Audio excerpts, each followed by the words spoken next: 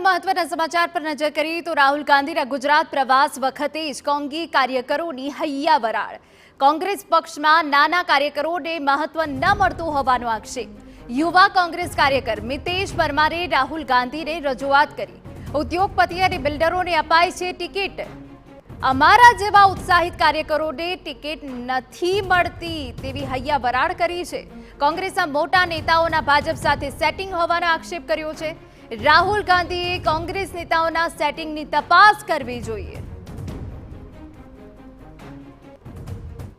બિલ્ડરો છે, ઉદ્યોગપતિ પૈસા લે. હવે મારી નોકરી હતી, હું આંદોલન કરતો તો મારી નોકરી તો ગતી રહી, મારો ધંધો બંધ થઈ ગયો. આ લોકો હેરાન કરી. એવા જે તો અમારા જેવા ઉપર ધ્યાન રાખે, જે લડાયક છે એ લોકો આપે તો કોંગ્રેસ આગળ આવે ને તમે પૈસાવાળા અમે ખલાસ થઈ ગયા એટલે પછી પૈસાવાળાને આપી દેવાનું. એવું નહીં, બધા મારા તાકાત છે. એ લોકો કોઈ આંદોલનમાં આવતું નથી, કોઈ રેલીઓમાં આવતું નથી, કોઈ લડતું નથી.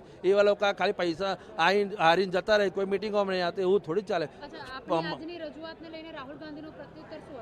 कि मैं आपको बुलाता हूँ, अपने मिलते मिलते. કોંગ્રેસના નેતાઓએ મિતેશ પરમારના આક્ષેપોને નકાર્યા. કોંગ્રેસ નેતા નરેન્દ્ર રાવતની પ્રતિક્રિયા સામે આવી. એ વ્યક્તિ કોંગ્રેસના કાર્યકર્તા છે કે નહીં તે ખ્યાલ નથી. એક નાગરિક તરીકે રાહુલ ગાંધીએ તેમની વ્યથા સાંભળી. તે નાગરિકે પક્ષ અંગે કરેલી વાતોને અમે વખોડીએ છીએ. આ વાત બાબતમાં અમે સંમત નથી. એ વાતને વખોડી કાઢીએ છીએ, કારણ કે એ વ્યક્તિ કોંગ્રેસના કાર્યકર્તા છે કે નહીં એ તો ખ્યાલ જ નથી.